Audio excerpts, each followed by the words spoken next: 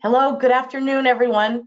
My name is Julie Shields-Rutina, and I am the Director of College Planning and Education at MEFA. And I'll tell you a little bit about MEFA, but we're here today for a webinar on college financing, a very popular topic this time of year. And we are joined by a special guest today, Apelila Joseph. And we were having a few technical difficulties, so that I'm sorry that you can't see Apelila, but she has a wonderful presentation to share with you on a whole overview of the college financing process. And I know you'll find it very useful.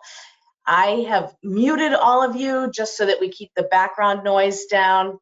But to the right of your screen, you'll see a control panel.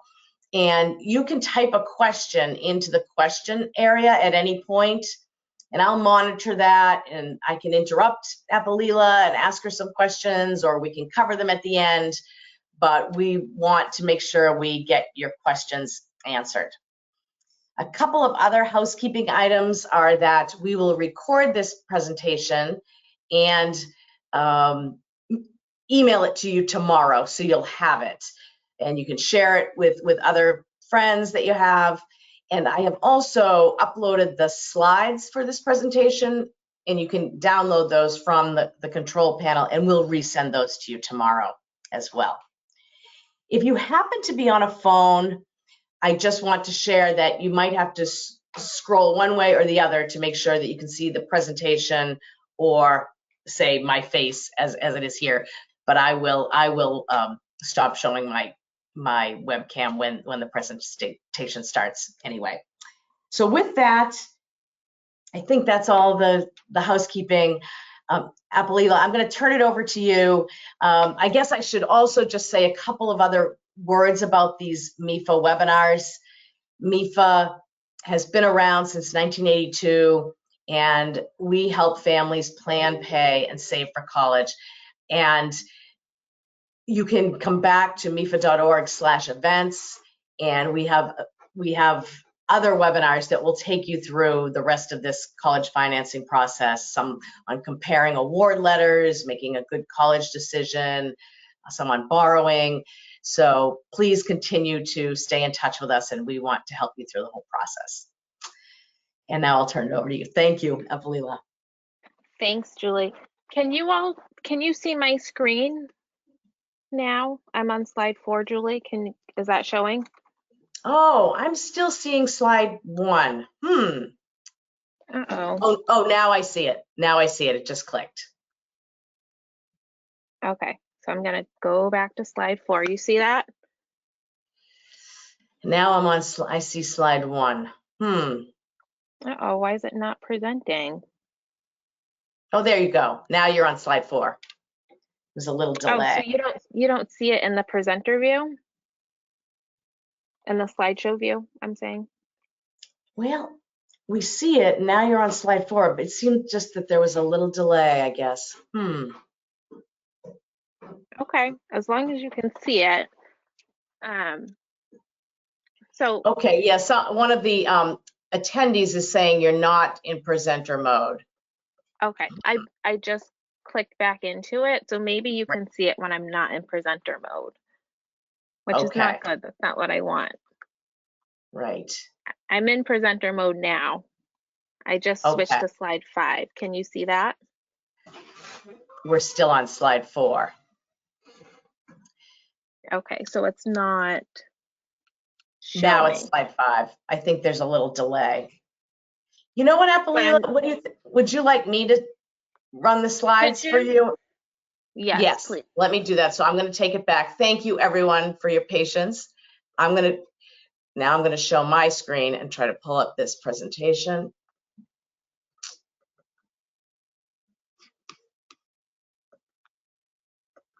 Okay. And then you tell me when to move along. So I'm going to move to slide right there, 4 for you. Perfect. And I'll try to keep up with you, but just give me the cue. Thank you, everyone. Will do. Thank you. Sorry for the technical difficulties.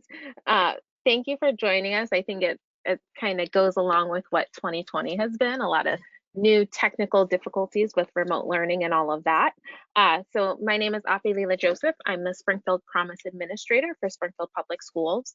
So what I do, I oversee the district's college financial aid advising team. So we have financial aid advisors who work in all of our high schools. So I'm happy to be here working with MEFA to talk about what we're really essentially in the start of, which is college financial aid season.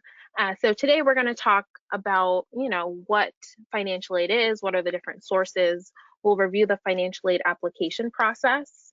We'll talk about how to understand and make financial aid decisions and how that is made. We'll learn about paying for college, and then we'll talk about a couple of free resources that are out there and available for families. Next slide, Julie.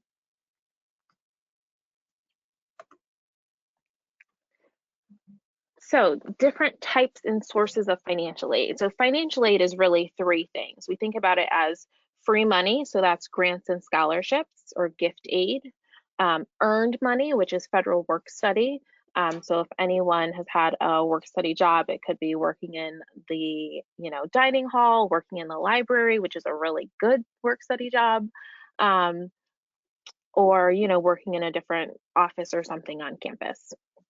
And then there is borrowed money, and so that is federal student loans, and so that's money that students will have to pay back after they graduate from college.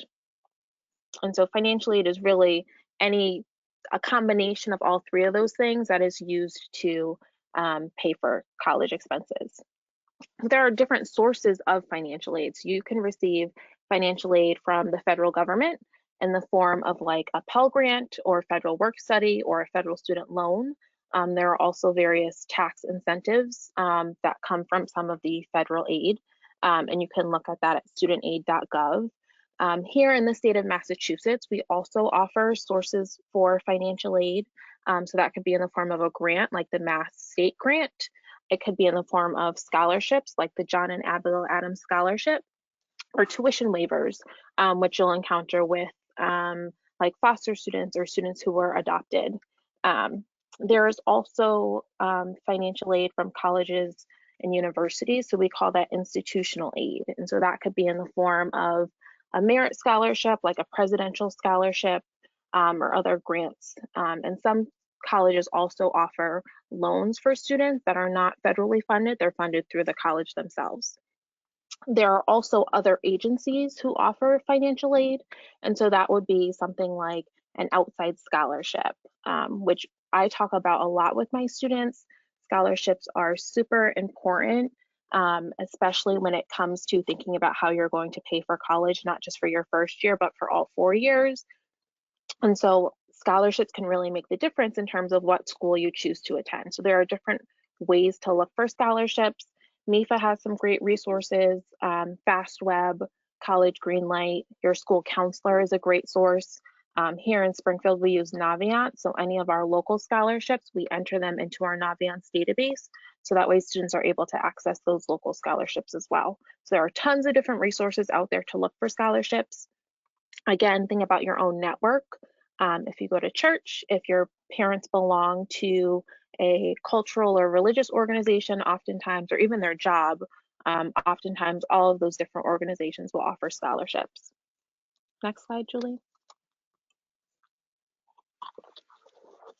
So loans. This is a topic that always comes up with my students when they're thinking about paying for school. Right now, given our climate, you hear a lot about, student loans and kind of worrisome when it comes to student loans. Like that might not be the best choice. So when it comes to federal direct student loans, the student is the borrower. This is something that I tell my parents all the time. They think, oh no, I don't want to be the one to have to take out a student loan for my child. I have my own student loan debt. When it comes to these federal direct student loans, the student is the actual borrower. There is no credit check. Federal loans can be subsidized or unsubsidized, or both. For this current school year, there's a 2.75% fixed interest rate. And when it comes to federal student loans, there are various forms of repayment, which is why I tell students if you have to take a loan, your federal student loan is the best loan to take. You do not have to pay on it while the student is enrolled in school. There are multiple repayment options. So when we look at like our economy today, there's a lot of college students or students who might just be coming out now who are like, I thought I was going to graduate school and enter a different economy and be able to, get my dream job and all of that sort of thing. But the good thing with federal student loans is there are different repayment options. So you can do an income-based repayment plan. Let's say if you graduate and you don't necessarily land that dream job that you thought you were going to get, you can choose an income-based repayment plan that'll better fit within your current income. So the total amount borrowed for all 4 years, when you graduate, let's say during your freshman year, you're able to take out $5,500. Your sophomore year, you can take out $6,500. Your junior and senior year, you can take out up to $7,500 in your federal student loan. So when a student graduates, if they take, let's say, their max loan amount each year, they'll graduate with around $27,000 in federal student loan debt. And so that's an estimated repayment plan of about $300 per month for the next 10 years. And so that's if, the student kind of comes out, does the standard repayment plan. So we're looking at an estimated total debt of $32,000 to $34,000, including interest payments and that sort of thing over the course of the next 10 years. Of course, there are, oh, Julie, can you go back one slide really quickly? Sorry. No, that's okay. So there are deferment and forbearance and loan forgiveness opportunities. So if a student chooses to go on to graduate school, they won't have to continue to pay on their direct student loans at that time. It'll kind of be put on pause. Of course, interest will still be accruing, but it'll be put on pause while the student is pursuing their graduate degree. There are also different loan forgiveness options. For instance, if students are looking to become like a teacher or work in sort of the public sector, there are different loan forgiveness options as well. So when it comes to federal student loans, there are various options, and it's definitely a viable way for students to use it to pay for college. Next slide, Julie. Merit-based aid. So this is when I was talking about some of that institutional aid, when you hear like a presidential scholarship. So merit-based aid is awarded in recognition of student achievements. So it could be academics, it could be an artistic thing, it could be an athletic scholarship. It might be renewable, it might not be renewable. And so there are different requirements. So when a student is awarded any type of merit-based aid, it's really important to read and even ask the financial aid office questions.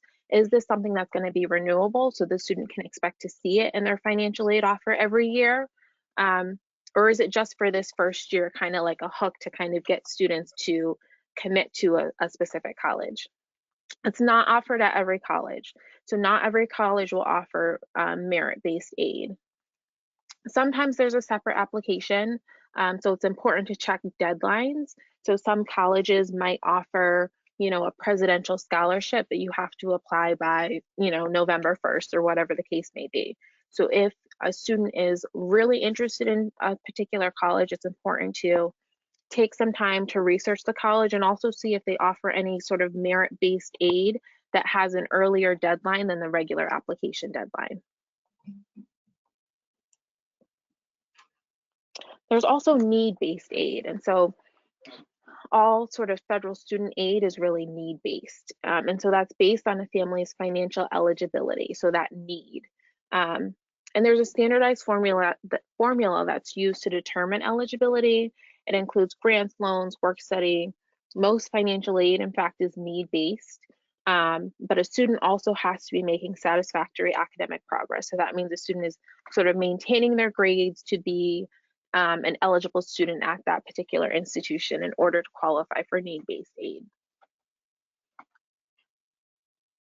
Next slide. So we're going to get into the sort of the financial aid application process, which is really what we're sort of in the midst of right now. I always tell students this, the financial aid timeline is crucial. It's really important to check deadlines and required applications on each college's website. If a student is applying early action or early decision, They could have financial aid deadlines in October or in November, which is much earlier than the standard typical deadlines that we see in February or March. And so it's super important not to submit financial aid applications late. If you submit your financial aid application late, you are essentially leaving money on the table, and you might not get as much money as you would have if you submitted it on time. In fact, I have seen students who have submitted, a CSS profile, which we'll talk about in a little bit, that application late, but their FAFSA was on time. And so because of that, they did not get all of the aid that they could have gotten had they submitted it on time. So when it comes to financial aid, that's one thing where you cannot be late, because it will certainly impact the money that you receive. MEFA has a great tool, an application manager, and it's just a way to stay organized. So students have to balance not only the college application deadline, but also that college's financial aid application deadline. So there's really like two sets of deadlines that students need to pay attention to as we move through this fall. Next slide. So when it comes to applying for financial aid, there are a couple different forms that students have to fill out depending on the college that they choose to attend. The first form is the FAFSA, the free application for federal student aid. And that form is really required by all colleges, whether a student is looking to go to a 2-year school or a 4-year school, if they're looking into a certificate program, all students have to complete the FAFSA. It is available starting October 1st at FAFSA.gov. There are a couple variations: FAFSA.gov, FAFSA.ed.gov. You can go to studentaid.gov. I always tell students just do FAFSA.gov, and that'll take you straight to the FAFSA. You can also complete FAFSA on the My Student Aid mobile app. So Federal Student Aid is working to make the form more accessible, which is great. We love to see that. And so you can do that right on your phone, which is awesome, especially during this time of remote learning. Whether students have computer access or not, there's always a way to get FAFSA done. So to complete your FAFSA, students first need to have what's called an FSA ID. And so the student will need an FSA ID, and if they're a dependent student, one of their parents will also need an FSA ID.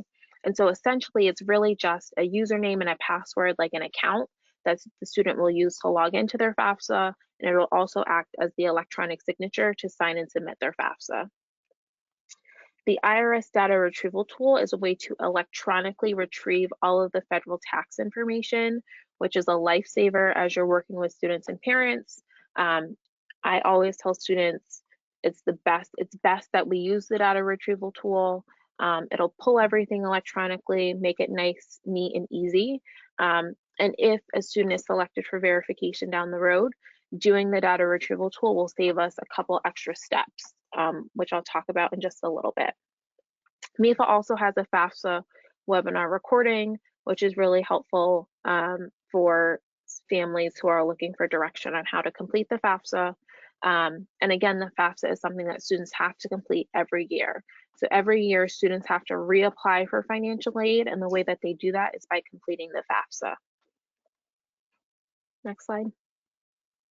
So what's reported on the FAFSA? So the FAFSA really reports sort of general information. So a student citizenship status, if a student's parent is not a US citizen, you can use zeros for the social security number and print a signature page to sign the FAFSA. You have to have a social security number in order to get an FSA ID. So in the case of a parent not having a social security number, there is a way to still submit that FAFSA. Every college will receive a copy of the student's FAFSA. So on the FAFSA, you can report up to 10 colleges. So I always tell students, and I have students who apply to 15 to 20 colleges. And part of that is just nerves and jitters, and they want to, maximize their chances. But I always tell students submit the FAFSA to your top 10 colleges first. Once it is processed, we'll go back in and add more colleges. You're also reporting on the FAFSA some parental information. So if parents are married, if the parents are unmarried but living together, divorced, separated, if it's a case where the student is only living with one parent, you'll want to go with the parent that the student lives with for the majority of the year. And the FAFSA also is taking into account things like that overall household size and the number of children who will be in college during that next academic school year. Oh, sorry, coming. That's okay. So in terms of financial information that's reported on the FAFSA, both the student and the parent, if taxes were filed, will need to report their 2019 tax income. And this is for the 2021-2022 school year. So when it comes to FAFSA, we moved to prior year a couple years ago, but essentially it's your 2-year-old tax return that's going to go on the FAFSA. And so students and parents are reporting both taxed and untaxed income. And so when it comes to assets, you should also include like savings and checkings accounts. So how much money are in those accounts or investments or other property. Any 529 accounts as a parent asset, not as a student asset. But you're not going to include things like the value of the home that you're living in or your retirement account or life insurance, that sort of thing. Debt is not reported except for debt on reported assets. So you're not reporting your debt on the FAFSA. So there are other, and I mentioned the CSS profile a short while ago, but there are other financial aid applications that students may or may not have to complete. And so the CSS profile might be one of them. And a CSS profile is required by some colleges and universities. A lot of the really highly selective colleges, Ivies, will require the CSS profile. College Board does provide a list of all the colleges that require the CSS profile. And I always tell students, when in doubt, double check your college's website, because I have seen some colleges that'll require a CSS profile for students who are applying like early action or early decision, but not for students who are applying for regular decision. So when in doubt, always just double check your college's website, because they will list what forms are required there. The CSS profile is brought to us through College Board. So students would need their College Board account to log into their CSS profile. Unfortunately, it is not a free form like the FAFSA. So for the CSS profile, there is a $25 fee for the first school that you submit it to, and then a $16 fee for each additional school that you submit the profile to. Similar to the FAFSA, it opens on October 1st. But unlike the FAFSA, some colleges might require non-custodial parent information, which a student would have to go and have their non-custodial parent complete a separate profile to turn into the college. And again, this is something that's required by some colleges and universities. So the best thing to do is double check a college's website to see if the CSS profile and if a non-custodial profile is a part of their requirements. And MEFA has a profile webinar recording, so I will tell you honestly, the profile is much longer than the FAFSA. It asks some more in-depth questions. And if you need some help and some guidance on that, MEFA does provide a profile webinar.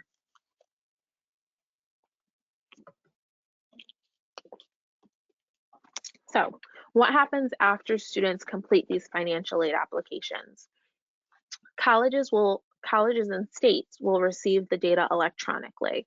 And I say states because, again, when we were talking about sort of the sources for financial aid, a college will provide institutional funds, but a student might also be eligible for any state funding. So here in Massachusetts, that would be our Massachusetts State Grant.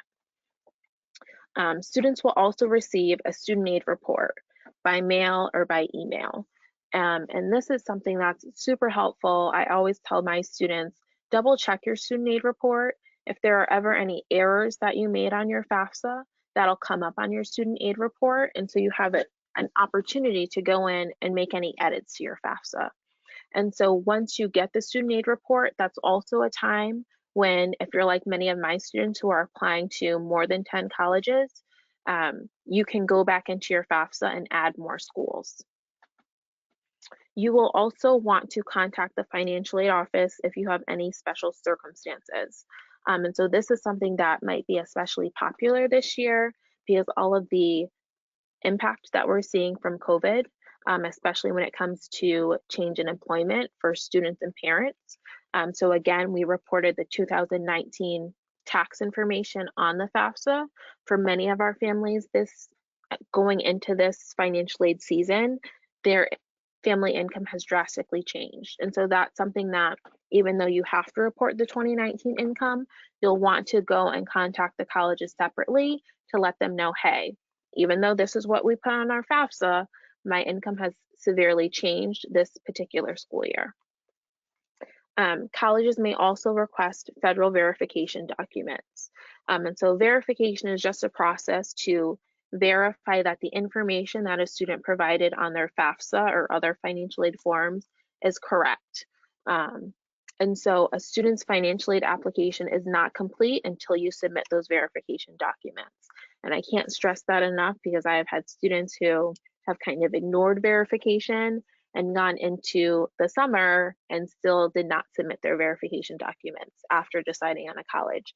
So you really want to make sure if you're selected for verification, you turn in whatever verification paperwork the college is looking for, because otherwise it'll just prolong the process and could potentially impact the amount of aid that you receive. If you drag it out and don't submit the documents on time, you could be losing out on some financial aid. So colleges will review applications and determine, excuse me, they'll determine the financial aid offer. So once they kind of get everything in, they're able to look at it and put together a package for students. Next slide, Julie. So verification. Colleges will verify data on financial aid applications. And so students are selected by the Department of Education or from the college. So you can be selected for sort of what's called federal verification, or the college can select the student. And so you have to comply with all of their requests in order to receive the financial aid. So it might mean submitting additional documentation. So it might mean submitting, a signed copy of a tax return. Many colleges have what are called verification worksheets.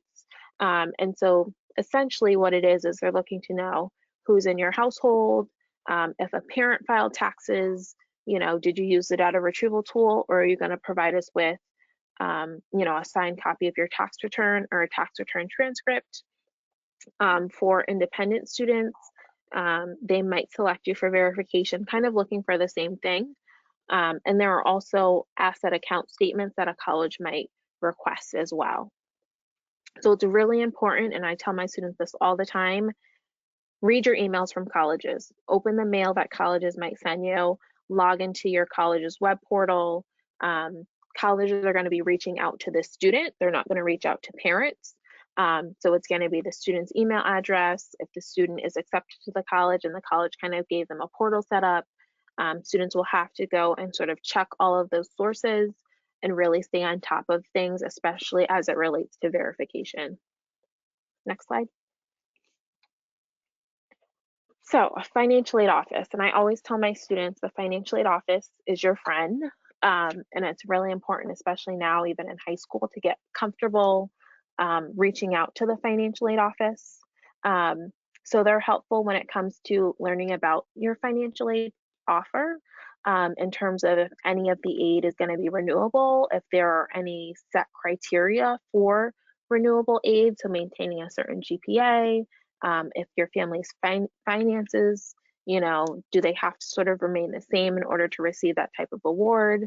And the financial aid office will also inform students and families about how they'll treat some of those private outside scholarships. And so that's really important. Any sort of scholarship that a student receives, you have to report it to the college, because some colleges will treat those outside scholarships differently.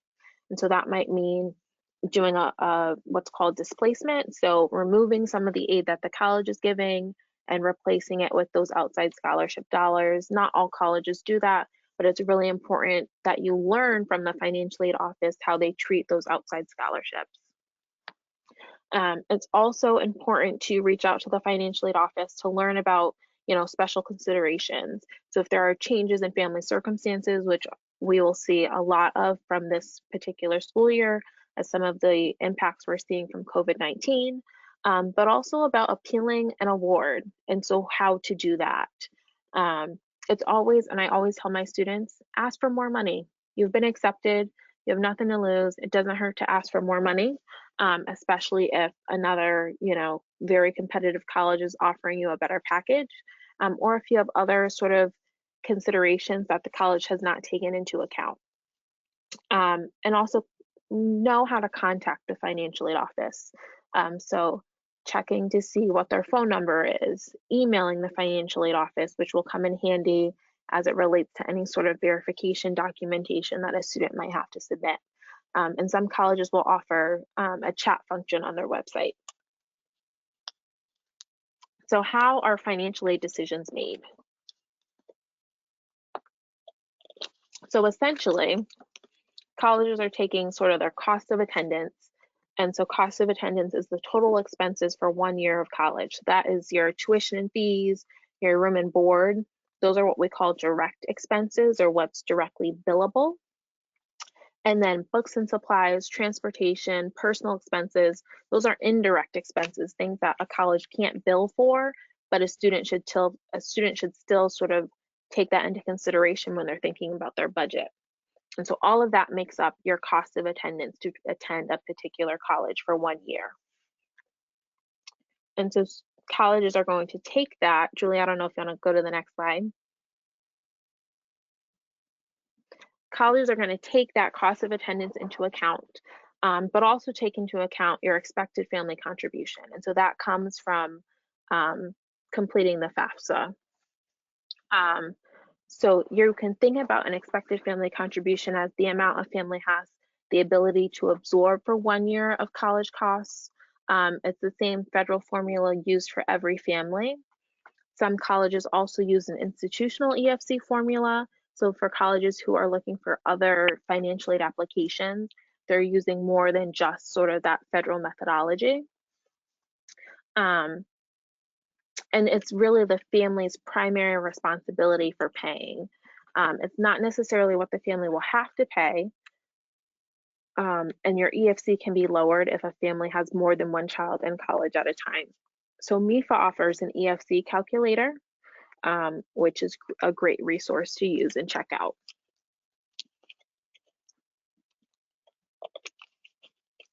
So essentially, the formula for determining financial aid eligibility is that cost of attendance, so the cost to attend a particular college for 1 year, so tuition and fees, room and board, books and supplies, personal expenses, minus a family's expected contribution, so minus that EFC, and that'll give you your financial aid eligibility. And so colleges will fill that financial aid eligibility with financial aid from various sources.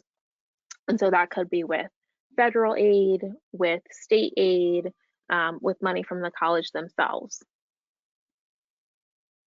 And of course, those outside scholarships. Perfect. So in this example, when it comes to financial aid awarding, this college costs $45,000. That's their cost of attendance for the year.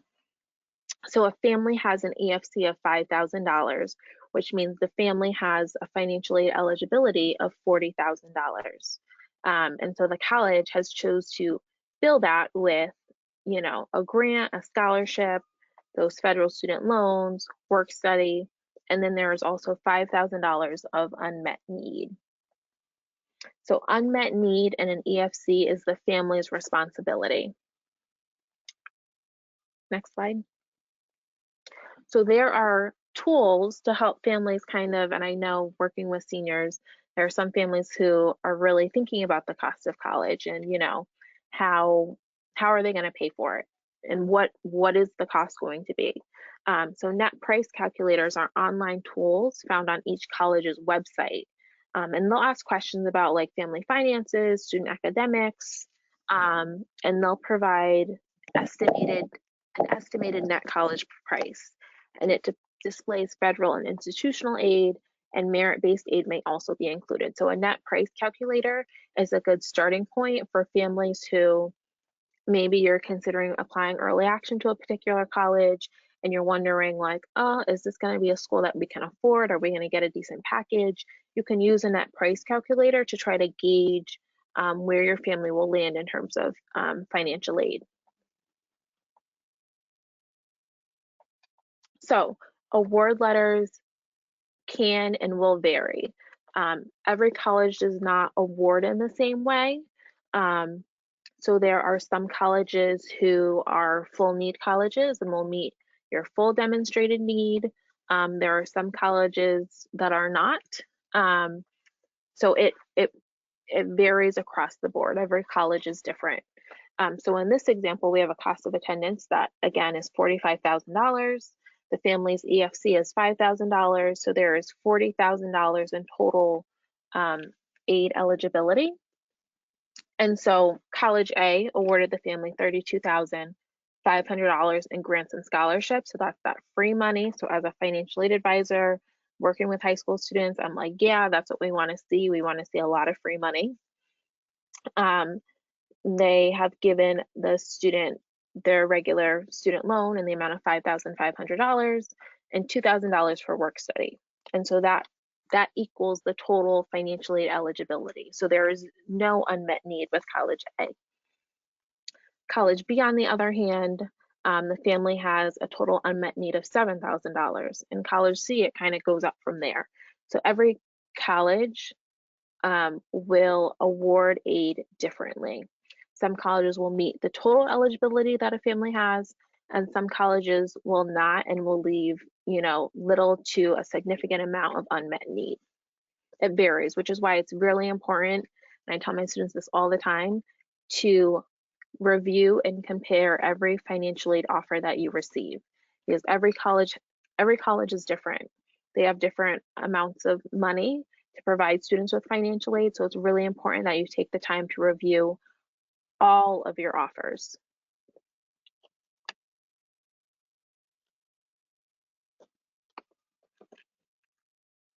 So there's another thing to take into consideration is parent loans. So some colleges will also include parent loans in their award letters. So College A is an example that did not include a parent loan, and there is only $5,000 of unmet need. College B and C are two examples that include a parent loan. And so parent loans, we call them parent plus loans. Those are not guaranteed. Those are things that a parent has to go and apply for.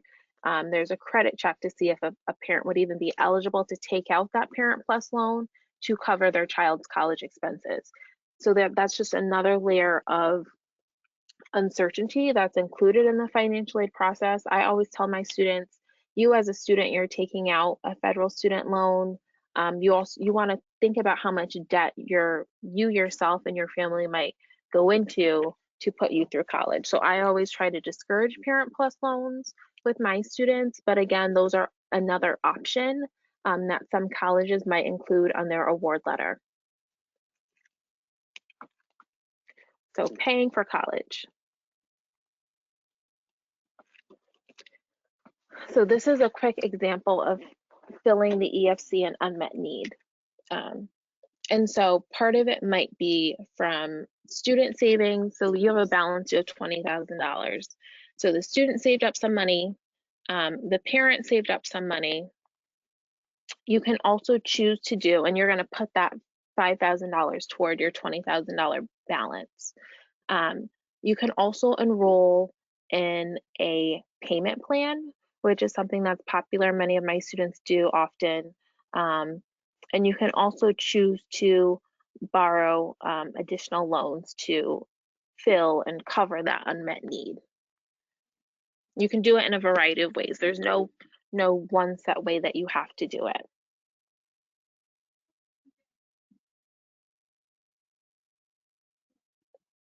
So these are important kitchen table conversations. So when it comes to paying for college, and one thing I do with my seniors at the start of the school year is ask them, we do a little survey and we ask, Have you spoken with your parents about paying for college?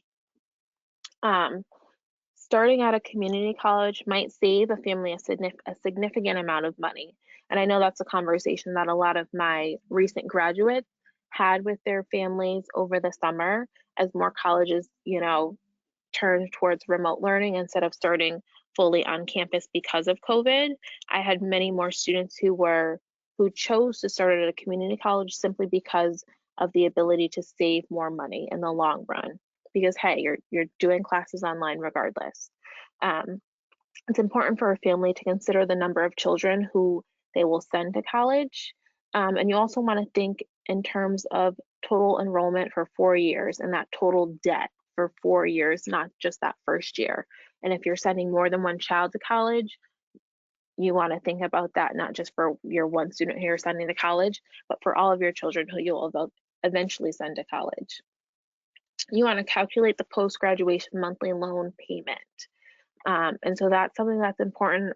And for a lot of my students, they're still trying to figure out, what it is that they're going to want to do, not only studying in college, but career-wise. So it's really important to take that into account, what your dream job is, what your dream job salary might be, and what your monthly loan payment will be, because you want to go to college to get an education, but you also want to be able to live and not be burdened by student loan debt once you graduate from college. It's really important to understand if you're considering graduate school. So if you're considering graduate school, you're really going to want to limit the amount of debt that you're taking on for undergraduate school at the current time, because in most cases, you will have to take some sort of loan for graduate school. But it's also important to know your credit score, especially if you're looking to borrow a private loan. And finally, it's important to compare each school's net price after financial aid offers are received. So you really taking a look, and I do this with my students, we compare financial aid offers side by side. So, we're looking at school A, school B, school C, and to figure out what school's going to give the best package for the family. And I always tell my students, when you're thinking about and deciding on a college, you want to make sure it's an academic fit for sure. You want to make sure that they have your major, that they have a strong program in terms of internships. You also want to make sure that it's a great social fit, that you will feel comfortable there, that you'll be able to make friends, that it's a comfortable social climate for you to thrive in. But you also want to make sure that a school is a great financial fit, so that your family will be able to afford it, not just for that first year of college, but for all 4 years of college. So those are important things to talk and discuss as a family. So in Massachusetts, we have options, which is really great.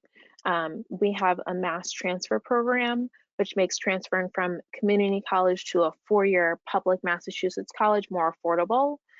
So some of the benefits include, a guaranteed credit transfer, tuition credit, and a freeze on tuition. So I've had many students who have chosen to go the mass transfer route, just because in terms of looking at their packages at the time, going to, a 4-year private college just wasn't feasible at the time, or going straight to that Massachusetts public college wasn't feasible at the time. But starting off at a 2-year school and then transferring is another great way to still achieve your end goal and your degree without putting you and your family in massive debt. There's also tuition breaks. So there can be reduced out-of-state tuition costs at New England schools for certain programs. And again, this is something that I've worked with my students on as well, where maybe they're looking for a very unique program that we don't traditionally offer here at our Massachusetts state colleges. But one of our neighboring states might offer it at one of their state institutions. And so Massachusetts students who choose to go to those colleges can receive a tuition break for being sort of a New England resident.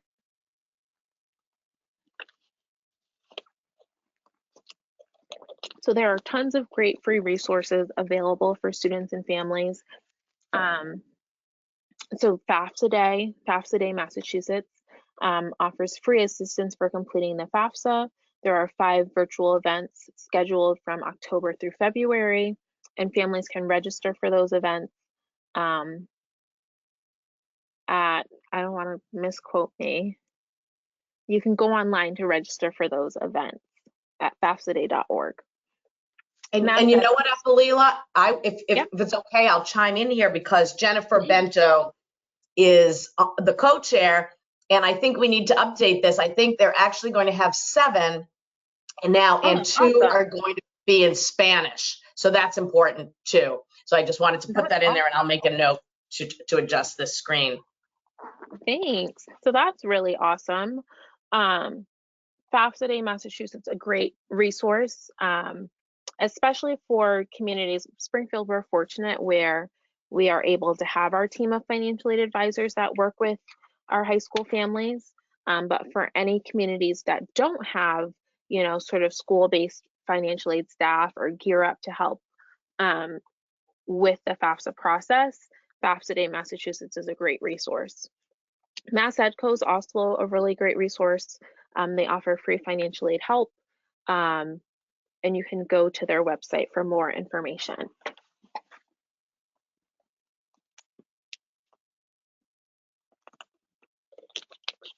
So what are your next steps? For seniors, so seniors and their parents, they really should be getting an FSA ID right now. So going to fsaid.ed.gov and creating that account, both the student and the parent will need that. You also really want to research deadlines for required applications. Again, not only thinking about that college application deadline, but that financial aid deadline, because there are going to be 2 different sets of deadlines.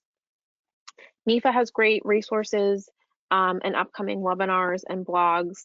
So I always turn to MEFA when in doubt in terms of resources for students and parents.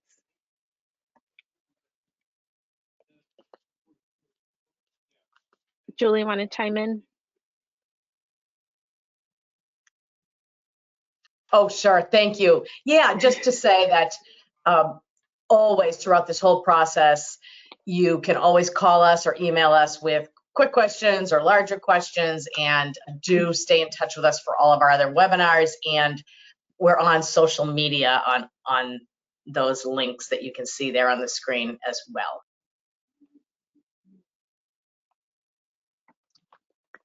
Great.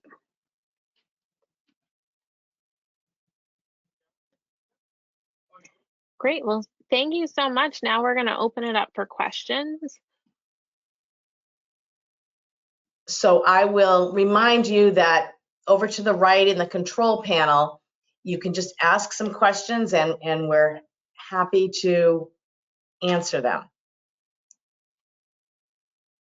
And one thing I'll say, Apelila, is I think you were extremely thorough, because there weren't any questions yet. So that's good, but I know there might be some. So we'll just wait a few, maybe half a minute or so. Yeah. And I try to think about, you know, as I'm working with students and parents, what are going to be their sort of questions as we move through. So I hope I addressed things that were on folks' minds. And if you have questions, please, you know, don't hesitate. Oh, yes. Okay. Someone is asking me, what was the website for tuition break in New England? And let me just, I can put that in the chat. Yeah, do you want to just scroll to that? Okay. Yeah. Oh, or we can scroll back up. Maybe that's the way to do it.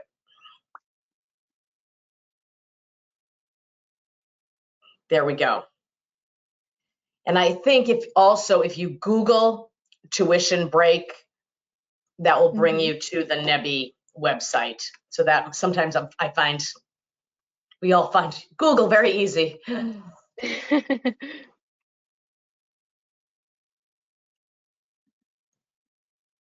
And these slides are also available for anyone, and you'll be able to get all of the links and things from the slides as well. Exactly. So I think I think, yes, you did a wonderful job, Apelila. Thank you so You're much for welcome. sharing. And thank you all for being with us this afternoon, and enjoy this fall day here in New England. And we wish you good luck with your whole process. Absolutely. Thank you all for joining us. Thank you, Apelila. Thank you, everyone. Thanks, Julie. Bye-bye. Bye.